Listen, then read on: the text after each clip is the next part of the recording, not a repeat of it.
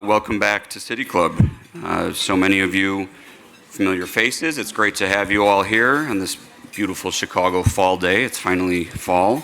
I'm here on behalf of City Club. My name's Dan Gibbons, and our board chair, Omar Dagestani, is here. Omar, thank you. On behalf of our board and the City Club of Chicago, welcome back. This is another of an incredible series and partnership program that we're very excited about and honored that we have such a packed room of all you incredible people. So thank you. As we always like to do, we very much appreciate our sponsors who allow us to share this platform, as I always say. So I want to mention, of course, the University of Chicago Crown Family School, Clayco, Crown Family Philanthropies, the Richard Duchossois Foundation, UChicago Kirsten Institute for Urban Education, the University of Chicago, the Poetry Foundation, I see Michelle Boone's over there, the Field Foundation, you'll hear from Daniel in a minute, and Fifth Third Bank. Thank you to those sponsors. Thank you to the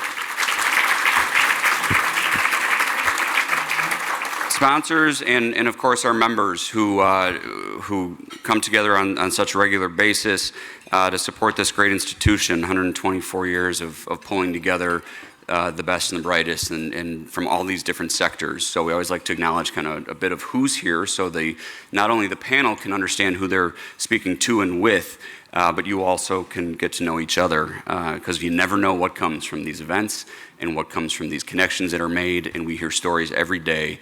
I heard a couple good ones last night from a few in the room. So we bring you all here, you all do what you do and move your business along, move your academics, move your knowledge of the city. But whatever you do, we appreciate it's all for the better of this city. And you're all doing that in these different sectors. I see so many great people. David Greising is here from the Better Government Association, Marilyn Rubio from Clayco, Brenda Bowie from the Library Foundation. Let's see, so many, I saw Marty Castro, Sherry Runner, of course, Josh Hale from Big Shoulders, Adele Simmons, who am I missing? Travis Raymond from the Golden Institute. We've got two Rices. Claire Rice is here, and Christina Rice is here. Thank you both for being here. Not related. Laura Jane Hyde, I was just talking with from Gilda's Club. So many people you're all doing amazing things in your own sectors, and we always like to do that just to remind everybody how important it is to all come together and do our part to move things a little bit further. And so much of that has happened because of this partnership that we have with the Crown School. We love University of Chicago and especially the Crown School with so many programs that we've done over the years. Adrian, thank you. That's something that Adrian Talbot is here with us. And this has been, this is the fruits of much labor, right? That has been going on for years now. And Adrian, your team, and of course, Dean, who I'll introduce in a moment, your team has really stepped up and helped produce these amazing programs. Like I said, we just bring you all together. We're not the experts, but we are so happy to share this stage with the experts. So I'm going to hand that over to the experts. Thank you again for being here. Thank you to the Crown School. Like I said, there's so much more to come. And when we've done a lot, we can also watch all those programs on our website. It's free and accessible to everybody. So if you want to see some programs you weren't able to make, you just don't get the lemon cookies. But check out our website. So as I mentioned, Dean Deborah Gorman-Smith from the Crown Family School of Social Work, Policy, and Practice has been a partner of ours at City Club, and she has guided the school through significant growth that we've all seen, including a landmark $75 million gift from the Crown family, who are also great partners and supporters of the City Club in this great city, of course. Under Dean's leadership, schools expanded community partnerships, integrated the Urban Education Institute, and advanced programs that strengthen nonprofits all over the city and the region. So if you please would join me in welcoming back to City Club, Dean Deborah Gorman-Smith. Thank you. I'll have to step up here if you need it. Thank you. Thanks, everyone. It is always such a pleasure to be here, and it is a pleasure to welcome you here today for this event co-hosted by the two of us. We're just really honored to be here with so many committed civic leaders, scholars, and community advocates, all of us united by a shared purpose to build a stronger and more vibrant Chicago. So I want to thank Dan and the entire City Club team for their partnership around this series and for creating this space where we can engage in productive conversations about some of the most pressing social issues of our time. So at the heart of today's discussion is a fundamental question: how should nonprofits and foundations evaluate whether their programs and investments are truly making a difference? For years, randomized controlled trials, often described as the gold standard of evaluation, have played a central role in measuring program effectiveness. But are they always the right approach? Do they capture the full complexity of change, or might they sometimes constrain innovation and equity? Today's conversation invites us to examine whether our current methods of assessing impact are sufficient, and how philanthropy and nonprofits might move toward more meaningful, context-sensitive, and equitable ways of understanding success. We're fortunate to have with us an exceptional panel to lead the conversation. So Crown Family School professors Jennifer Mosley and Nicole Marwell, whose new book critically examines the limits of randomized controlled trials.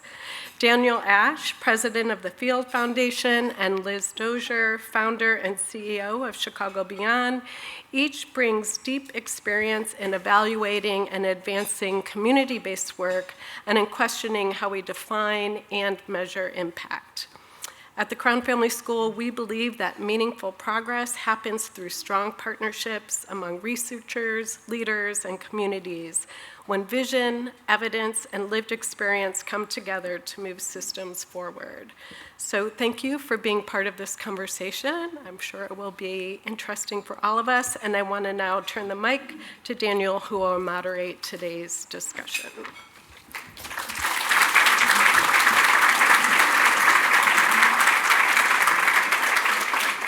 And as Daniel is joining us, I'm going to try to interrupt the conversation with a few minutes left to see if there are any questions in the audience. So please keep those questions, and we'll try to get to a few of them after this conversation. Thank you, Daniel Ash, and to our panelists.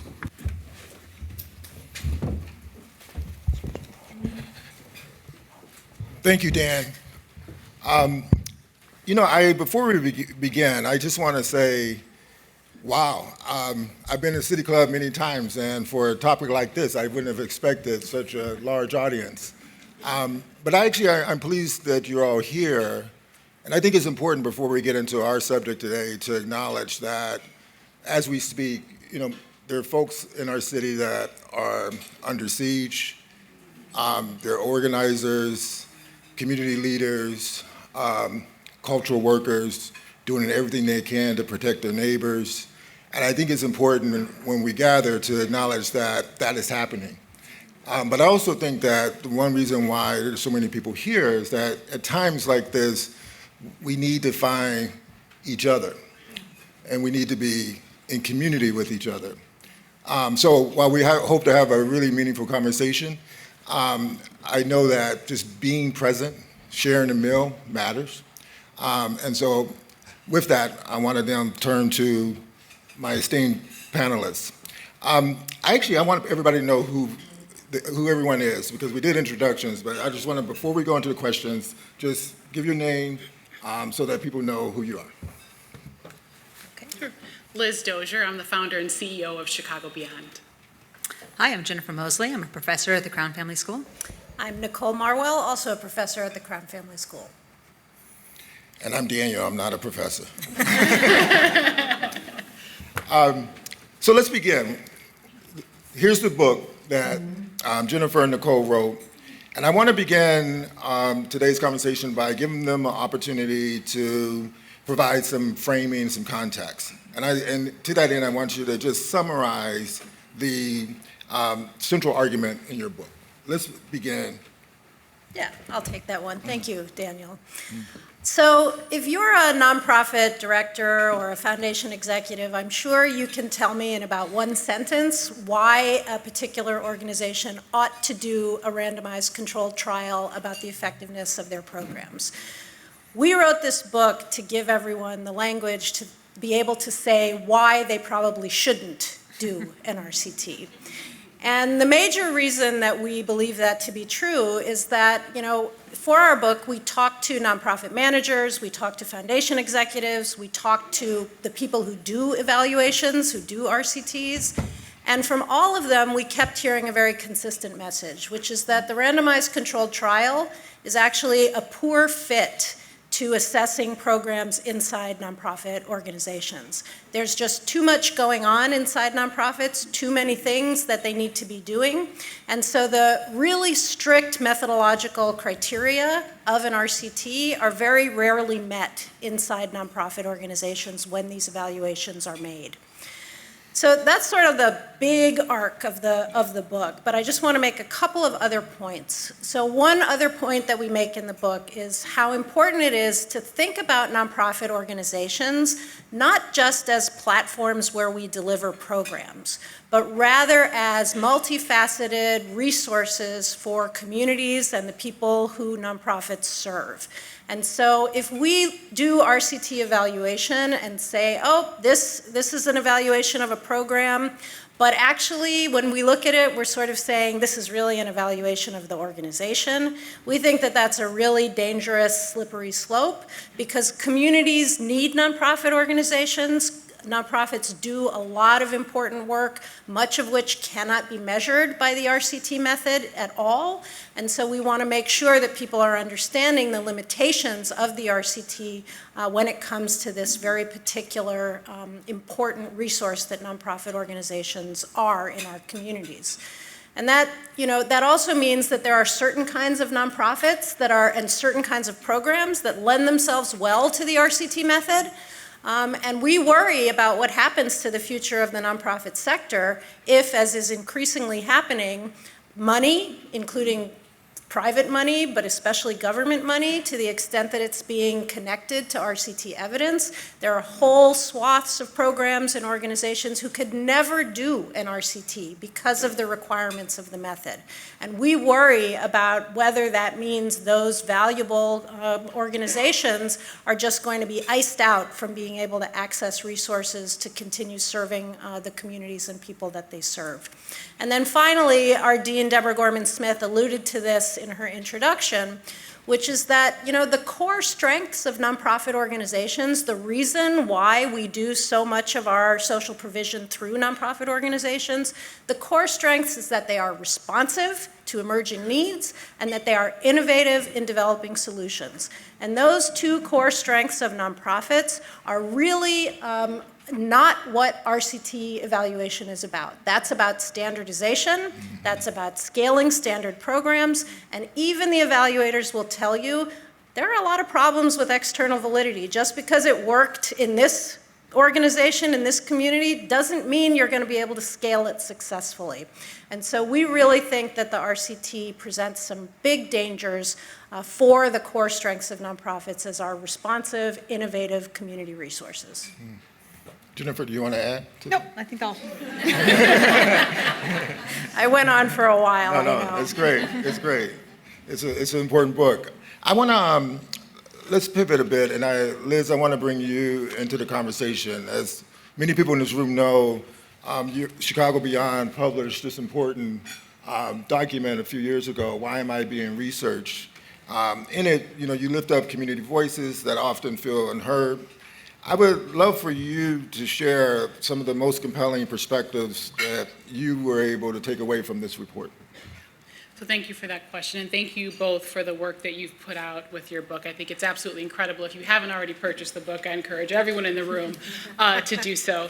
So I'm always curious when I sit in a seat and I'm listening to a panel, not just the panelist perspective, but how do they arrive at the conclusions that they've come to. And so I'll share with you that I arrived at the conclusions I'll talk about today, both as a former high school teacher and former principal right over on the south side of Chicago at Finger High School, where we participated in multiple randomized control trials with our students for various programs.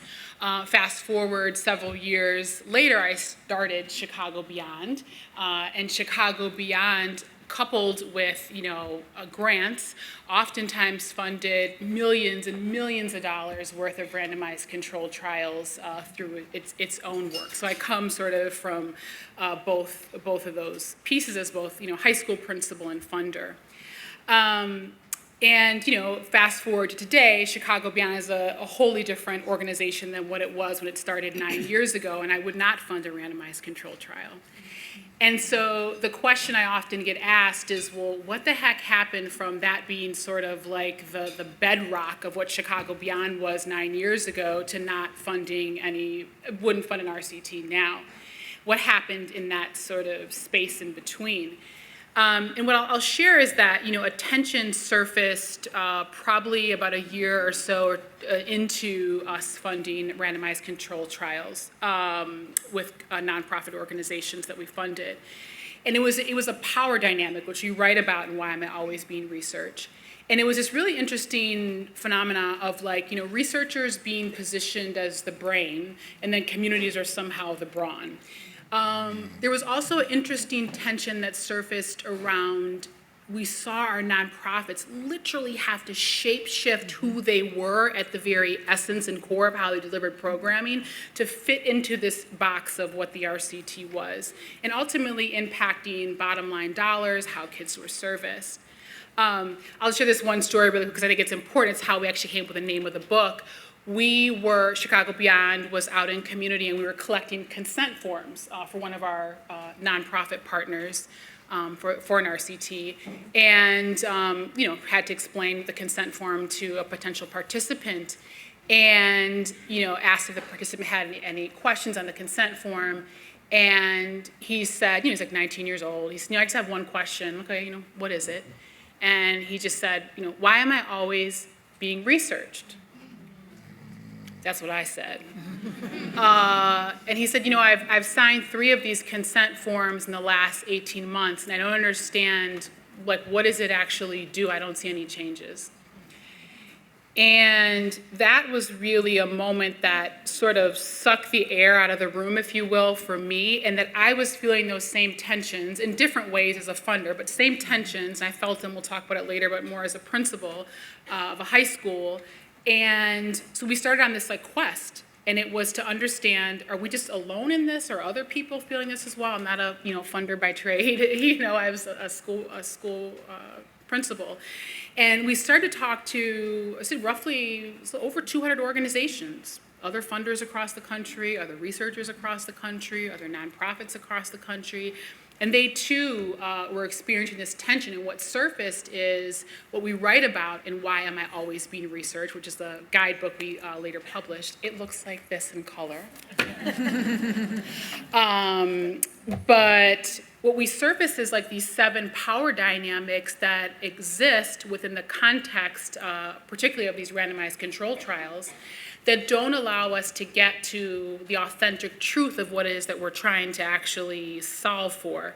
And what we came to the conclusion of is that, if you really care and believe that research drives decision-making, which it does, you have to care about how it gets done.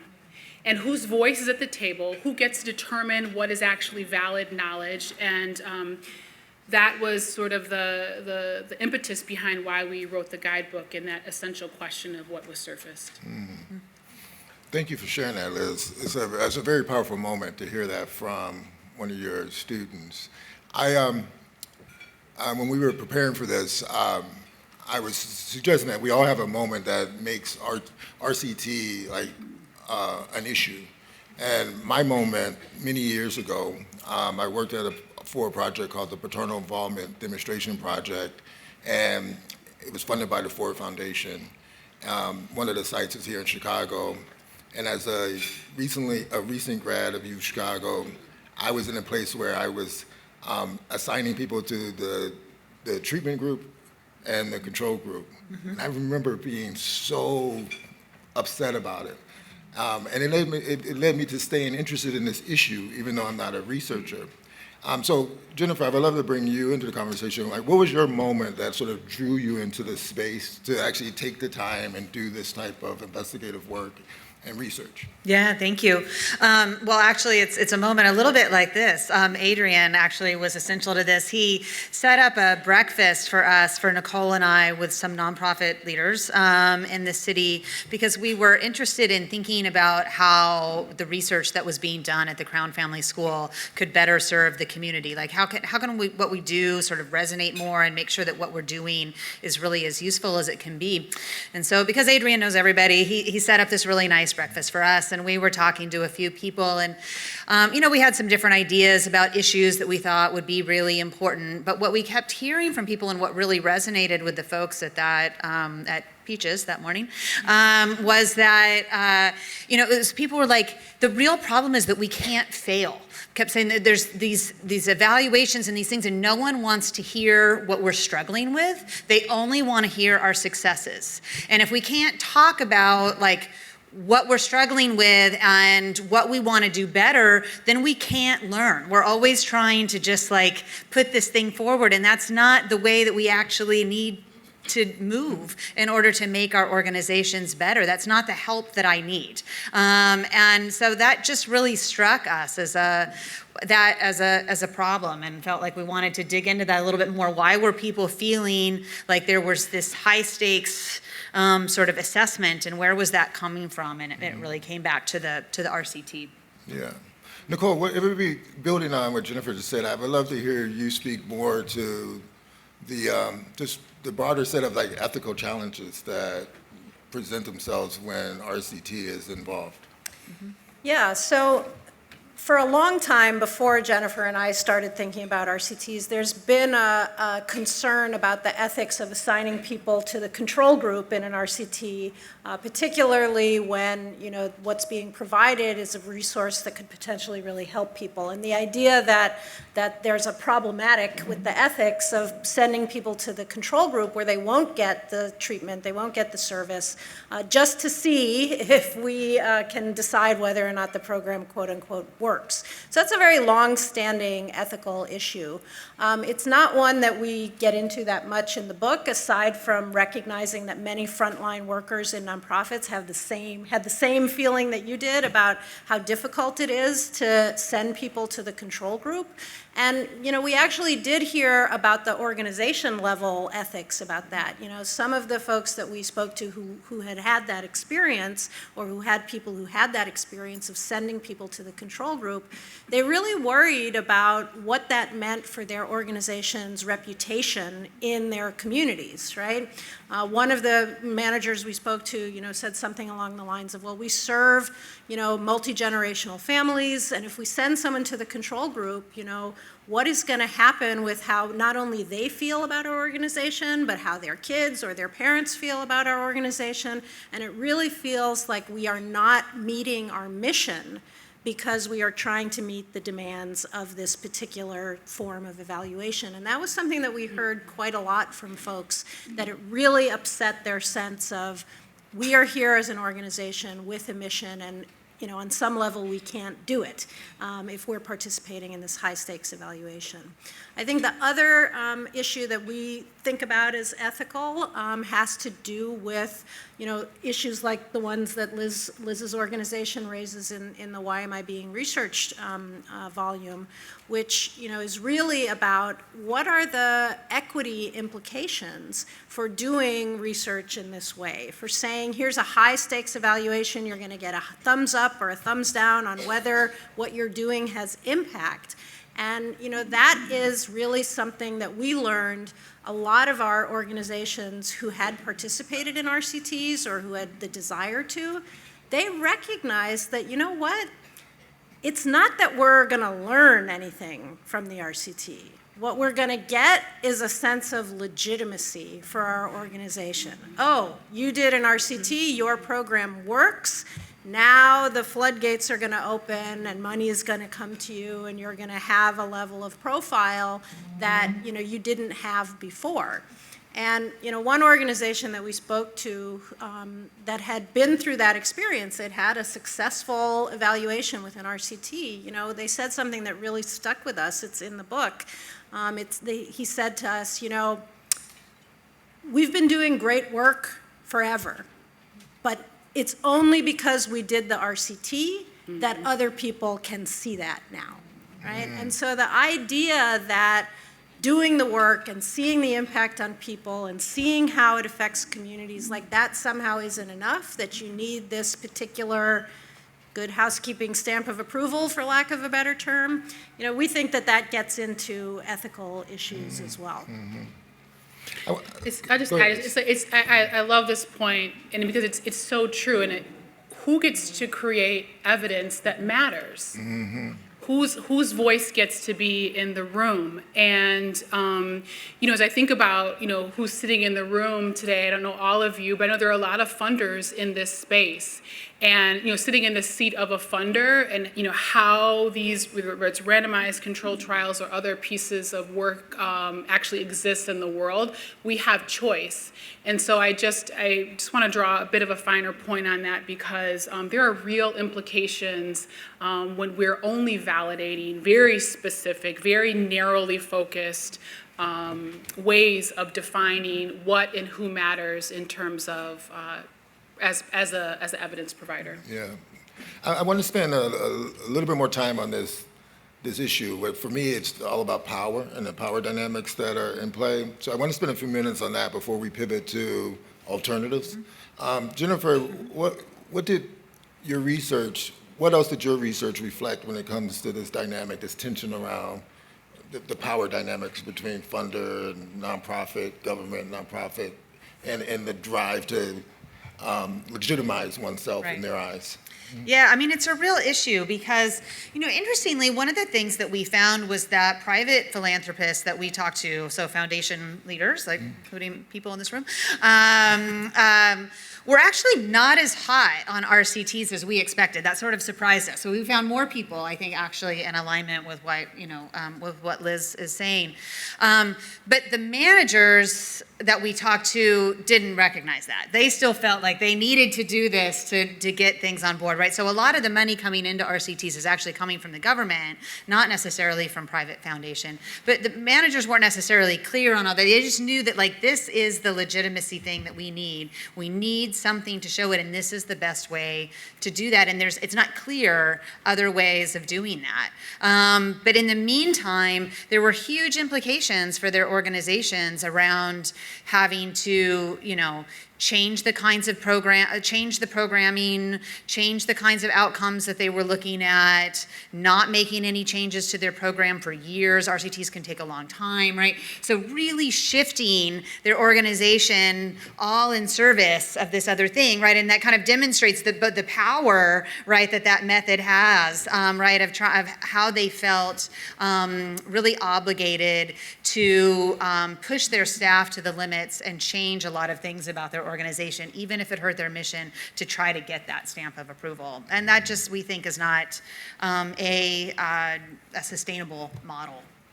And I just want to add, one of the things we write about in the book, and Jennifer's alluding to some of this, there is this larger environment that is demanding this type of evidence, right, as the only evidence that shows that your programs work.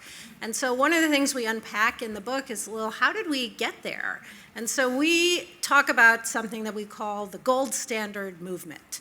Right? The RCT is not just a technical tool. It's not just a research method.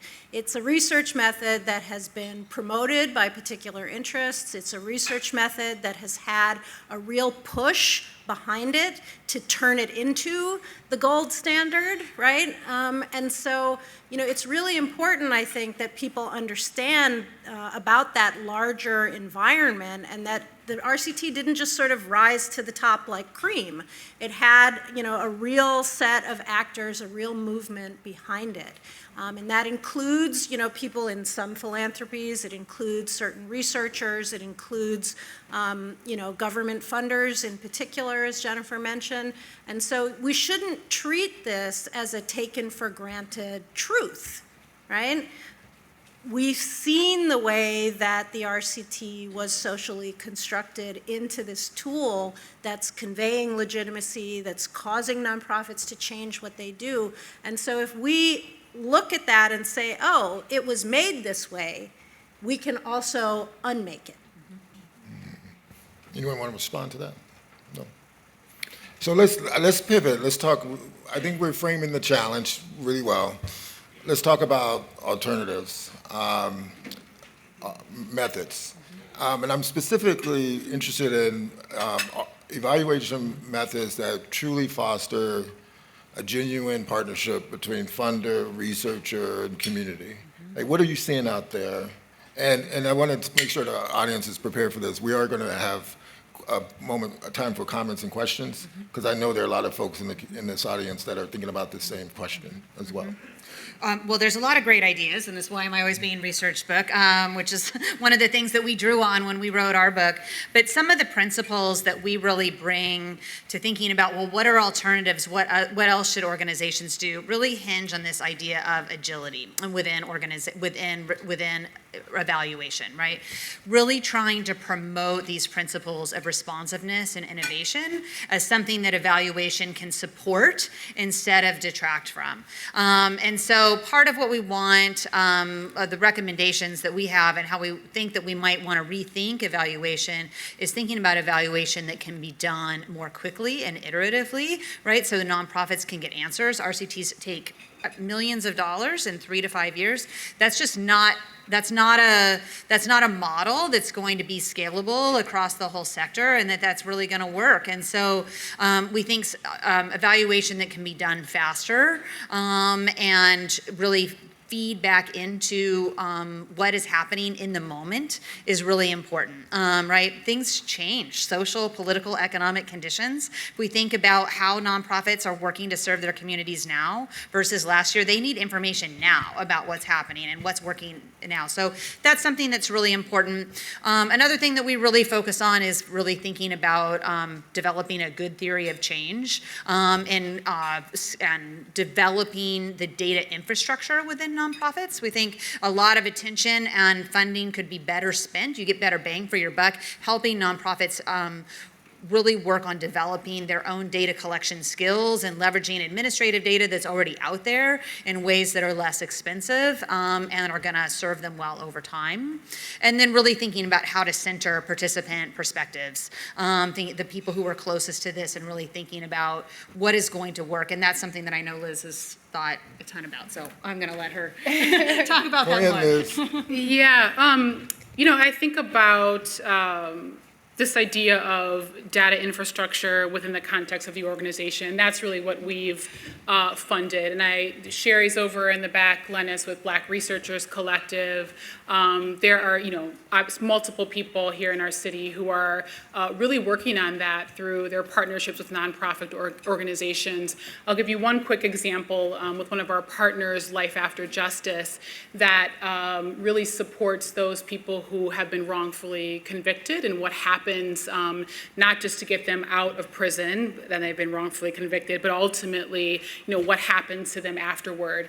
And so through part of our grant funding, we not only supported what it is they're doing with their programmatic ways of working, but also supported them to build out their own infrastructure to understand what is happening in the space overall. And so, it required, a bit of a different muscle to be able to support that, not just to write the check, but to be able to support them in the build out of that. And they're collecting data that I would argue that has been left off of the map. So for example, oftentimes when people look at those who are wrongfully convicted, they're only looking at those who have been exonerated. In order to get exonerated in this country, it is a very specific process. And there are states in this country where that is not even possible. And so Life After Justice is looking at, specific with their research around things around the Alford plea. And we won't go into a whole tangent there, but it's very specific, the data that they're collecting. The only reason they even knew to do this is that because the gentleman who runs it, he's an attorney, was exonerated. Everyone on the board, people who work there, are steeped inside of this work. And so it's really built on this premise of, again, if we care about and know that research drives decision making, we have to care about how it gets done and who is doing it, what is their experience. And it doesn't just mean inserting, person of color A into do that, or person of color C into do that. It's a deeper life texture, I would call it, into this process to better understand what works. Nicole, I think you. Yeah, I would just add that, we, in the book, we argue that, what nonprofits and their funders ought to be thinking about is an improvement orientation, right? Lots of nonprofits, as I said earlier, are never going to be able to do an RCT for various reasons, which we don't have time to get into, but it's in the book if you want to look. But they can all collect the kind of data and use the kind of data that will help them improve what they're doing. And everyone in the organization needs to believe that they can be part of that process, right? It doesn't have to be a super fancy, siloed evaluation and research department, right? You don't need that to be able to use evidence, use data to think about what you're doing and try to do it better. It's the difference to me between, I think about the LAJ case, it's a difference between being scientific and being the scientist. Yeah. The people who have experienced this are allowed to be the scientists, to be able to put together and ask the questions, to create knowledge from their own experience and from others. And that is a fundamentally different way than typically, how research is conducted. Now, to share one really quick story, because it was really the point, one of the points where I realized something is wrong here. And it was when I first came into the funding space. We had a partnership with the University of Chicago Crime Lab, and we were taking a look at a program, and the program that we were actually, Chicago Beyond was funding, and that we were, paying the University of Chicago Crime Lab to study, dealt with young people who were, not a part of any type of violence, right? But one of the core questions that we were wrestling with them was a question they wanted to have answered. Well, is this kid more likely to be shot or to be a shooter? And, at the time, I didn't quite have this was 8 years ago, right? I was trying to wrestle with them with things around race and privilege and how do we understand. I had just come out of a school, so I knew the type of kids in this program. It's not even a useful question to ask. But again, I think that this goes back to who is at the table, how do we think about how knowledge is constructed, and sort of that way in which we have a responsibility to not just kind of go along to get along in spaces, especially in this time, when research and data is just being obliterated and all the things. There's a responsibility there. Yeah. Jennifer, did you want to? Yeah, I would agree with all of that. And it's what questions are valuable. What questions do we want to be asking, right? Those might really vary. And so we want to think about what's important information for us, and that can be a very diverse set of things that we might want to be keeping our eyes on, not just one narrow outcome. Yeah. Dan, we're going to go to Q&A, but something I want to plant the seed. And we can do this after Q&A, but I want to be able to speak directly to some of the constituents in this room. And Liz, the question for you is, what do you want foundation leaders to walk out this room considering as they approach their work or continue their work? And Nicole, I would love to hear from you, what would you want nonprofit leaders to be asking themselves or doing as they walk away from this conversation? And Jennifer, what do we say back to researchers? Because there are some scientists, some researchers in the room. And I think it's important when we have these conversations to be able to walk away with very actionable ideas, even questions that we should be pondering. So I just wanted to tee that up. For now, though, where's Dan? Let's go to George's question, if you don't mind. Yeah, so George, if you're here and close, could you raise your hand? If not, I'm going to ask. Oh, all right, you're in the back. I'm going to make my way back there because I know there's another question back here. This feels like The Price is Right. Well, or as I There you go. Phil Donahue, maybe. It's family. Okay, George pre-submitted a question. If you could introduce yourself and ask it. Hi, everybody. My name's George A. I'm from Greater Good Studio. This is embarrassing. I completely forgot that I'd submitted the question. But because the last 10, 15 minutes I've been furiously trying to write down my new one without realizing that I had one. I think the one I just created is better than the one I wrote. So, if it's okay. In our work at Greater Good Studio, we found that a lot of our social change work is so messy, relational, and emergent, very much in the antithesis of things you would track in an RCT. Do you think that RCT's rise in popularity may have come about because it was meeting an unnamed need, a need for comfort that's steeped in whiteness? I just thought I'd kick things off in a spicy way. Yeah, with a bang. More questions. So, I talked a moment ago about the gold standard movement, right? Which was, I think, an organized effort to create a need for this particular kind of evidence. And, I don't know that as a researcher, I feel comfortable saying I know what the exact cause of that desire for that kind of evidence is, except for I will say that, Jennifer and I both study social service nonprofits in particular. And we know that in this country, there is a long-standing skepticism of social welfare assistance for people who are poor. And part of the challenge is, well, we don't want to spend money to help people who are poor unless we really know it's going to work, which of course is very difficult to do. But the RCT, one of the great things about it is that it promises a simple yes or no answer to that question. Does this thing that we're spending money on, and even more so the taxpayers' money, we only want to spend it on stuff that works. And, I appreciate that stance. I'm not saying we should be throwing money down the drain. But what I am saying is that, the RCT makes a promise that it can't keep.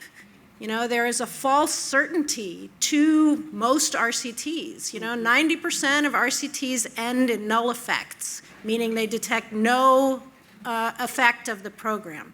But what they don't tell you is that we don't actually know if it's a null effect because the program really doesn't work, or it's a null effect because the method's requirements were not met. And based on what we see in a lot of nonprofits that are running RCTs, we think a lot of the reason we get that many null effects is because the requirements of the method, which are really, really stringent, the requirements of the method are really not being met.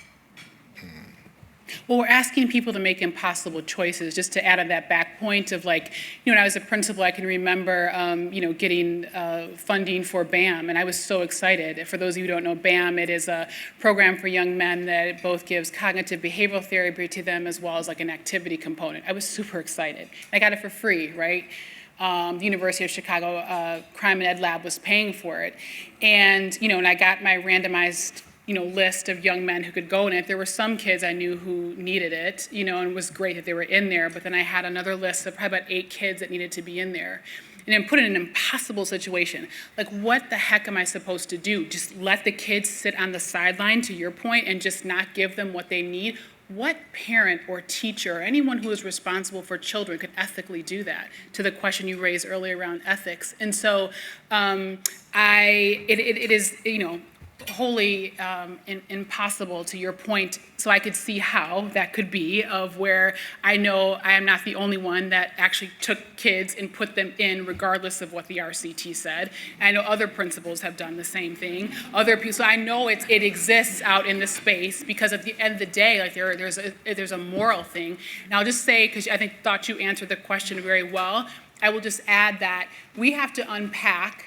We think we all, when you asked the question, I don't know if you heard it because you were in the process of asking it, people were like, It's because we know that we continuously pathologize Black people, people of color, poor people, people in rural areas. I mean, there's a pathology to this that I thought you artfully articulated. Absolutely. It's a way out of asking hard moral questions of ourselves, right? I mean, some of the things that we're testing, I think we already know the answers to, right? I mean, there's RCTs that are out there, for example, on if you give someone who needs glasses, are they more likely to get a job or not? It's like, well, how about we just give them glasses? Yeah. I think we already know that glasses work. Yeah. Right, Yeah. and so and this is an important. We see this all over. There's a big debate in this country right now about universal cash transfers and whether this works or not. And some of the RCTs saying that, there's null effects. We're asking too much of that intervention, and the method is not strong enough to be able to support that. So we can't conclude whether that works or not, but we can say, you know what? We don't think kids should be living in poverty. Yeah. Absolutely. There is an industrial complex behind the RCT. And to your point, we know the answers, and we're choosing to keep that industrial complex alive. Gotcha. It's a choice. All right, I'm back in the center of the room. I think we have a question here. Do you have one, Sherry? And I'll ask everyone to keep it short so we can hopefully get to at least one more. Introducing yourself also.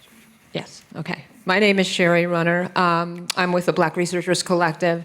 And one of the things that we do is bring research to communities so that not only organizations, but individuals, people, community residents can know how data is used on them and how it is useful to them to understand so that they can become more civically engaged and policy informed. But one of the things that we've noticed, and this is in particular in the last, since January, that the government is erasing data. Data is going away, and that's by plan. They do not want data to prove that there are issues, and therefore, one of the main ways that organizations have funded themselves by proving that the work that they're doing is effective to change things is disappearing, and that's extremely important, and it also erases history and people in the process. So with that trend, and knowing that, as of, I think in February, the New York Times said 8,000 pages of government data had been erased. That was in February, so we're here in October, and we know that the trend has exponentially increased. How do you expect nonprofits that are not made to do research? They're just not, there's a whole lot of reasons that organizations cannot do that. How can nonprofits best use their staff, their resources to make a case and to be nimble, to be able to understand when they can change and how they can make the kinds of decisions that they need to make off of research that they're really not set up to do? Well, I mean, I think some of it is about context, and maybe I'll use this as a way to simultaneously answer Daniel's prompt about what would I say to researchers. And I think the mandate is to meet organizations where they are and what they really need to know, and to be really focused on the kinds of issues and concerns that they have in this minute. And I think that many organizations, I think that the disappearing of government data is a huge issue that I have a lot of concerns about for a lot of reasons. But I think that most nonprofits on the ground don't actually need that kind of big macro level data to change their own programs, because what they need to know is what's going on in their communities and what difference their organization is making. And that means being in touch with their participants and their communities and really having the answers that the questions that they have about their work answered. And I think that sometimes researchers come in trying to think about how is this research going to help sort of inform our knowledge more largely, right, as a society, or, how can I, as a researcher, know more about whether or not this intervention works or not? But they're rarely, I think, thinking in that context about, like, is this really helping the manager or this organization know more about what they're learning, right? Because there's a real difference sometimes from what the managers know and what the researchers know. And so I think we need to think about the fact that a lot of organizations on the ground know a lot of stuff that the researchers don't know, right? And the researchers know some stuff, and so how do we make that match fit together better? And our model has just fundamentally shifted. Like I said, we don't do RCTs anymore, but now it's really about the relationship with a partner. And so when we come into partnership, there's a mutuality there between us and the partner. And as we're considering and talking through like funding, it really is talking to the nonprofit about like, what is it that you're hoping to learn? What would you hope to see these resources do? How do you measure and understand your own success? Because they're sitting in the seat on closest to the work, and so it's as much about their own learning and what they want to do, but also about how are we learning from them to better inform ourselves to fund better in different areas. Mm-hmm. Did you want to add anything? We can take another question. Let's do one more quickly if we could, Dwayne Desmond. I had a quick question. This has to do with government funding and, the quest for outcomes at work and to accommodate the public's desire for their money to be seen working. How do you do that if you can't do random controls? So you sign up for a grant, you get the grant, and going in from what your research says, it's not going to be subject to a random control. But the person who gave you the grant wants to tell all these people how successful the project is going to be. How do you do that? Well, that's a problem that has to be addressed at the level of the person who wants to be able to tell everybody that the program they supported is a huge success, right? That's where the problem in that scenario you just laid out lies. It doesn't lie with the nonprofit. It doesn't lie with the participant in the program. It lies with the funder. Right? So, not to put too fine a point on it. Demonstrating that things work, to Liz's point, like, what is considered legitimate knowledge about that? I think that we have walked too far down the pathway of saying causal evidence is the only evidence that matters. And there are people in the space who will say that.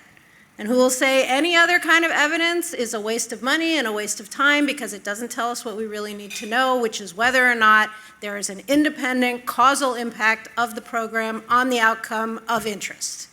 Which, by the way, is already like really narrowed down, right? Sure, your RCT can tell me about that, this very narrow thing, but there's a lot of other stuff going on and people are a lot more complicated than that. And so I think that we, in the desire to have this level of certainty, we've backed ourselves into a corner where we're giving up a lot of learning and a lot of things that can make the work of our nonprofits stronger and have impacts on communities and people. I'll just, Go go ahead. Let me just add one thing, and then, so I just wanted to say, also RCTs don't always tell us what works, right? So I wanted to underline what Nicole was saying earlier about the fact that RCTs, that even supporters of RCTs will tell you about 90% end up with null effects. So that's a real sign, right, that it cannot give us the confidence that we have. So we sometimes say, well, what if we can't do RCTs, how will we know what works? And so my answer to them is RCTs aren't going to necessarily tell you what works either. Mm-hmm. We just have to get comfortable with the discomfort of just not always knowing, right? And being able to learn. And that's why we're really focused on an improvement orientation and really thinking about how, if we can build strong organizations that are learning organizations, right, then we can trust them, right, to be able to move forward and not be reliant on a sort of externally marked grade that is not, that we should not always have the same confidence in the first place. I'm not going to get into all the science about why that happens in this room, but we do talk about that extensively in the book if you're interested in a more like methodological critique about what the problem is. I'll just add that there's a false, just taking a step back, there's a false premise that you have to do an RCT to get rigorous data. And ultimately, we forget what the goal really is, and the goal is really to create healthier communities and to support people in their, striving to do that. There are lots of tools to do that. It is not just the RCT, and there's like this element of like co-design as we think about this that often gets just completely left off the table. Yeah. So, are we gonna wrap? So let's, first of all, let's plug the book. Mismeasuring Impact, thank you for doing this important work. Thank you for the conversation. Everyone, give it up for our panel. Thank you. Thank you, Liz Dozier, Dr. Jennifer Mosley, Dr. Nicole Marwell, and of course our friend Daniel Ash for leading that discussion. You're always welcome back and doing such an amazing job of that. So thank you. As Daniel mentioned earlier, convening and gathering is vital, and we may not be able to measure all the impact of what happens here at City Club, but the fact that you're all in the room means something, and these conversations matter. And what comes of them, like all of you know, there's so much more to come, and I encourage you all to please come back and join us. There's so much more conversation to be had, right? And thank you for all that expertise. And thank you all for your time. We've got a really busy next couple of weeks. We have Ambassador Rahm Emanuel coming on October 23rd, Governor J.B. Pritzker and Skye Perryman from Democracy Forward on October 24th, actually over at Chicago Cut. Fighting Economic Blight, introducing a statewide model for betting on Main Street is on October 29th. And then Westside United, advancing health equity in Chicago is October 30th. That's just what we've got right now in the immediate future. Lots more to come. We always appreciate your ideas, your attendance. A lot of those are sold out, so we always have wait lists. If you're not a member, it's a good idea to get your name on that wait list and become a member. So we look forward to having you back and hopefully having all of you back soon. Have a great rest of your week in this beautiful city. Thank you.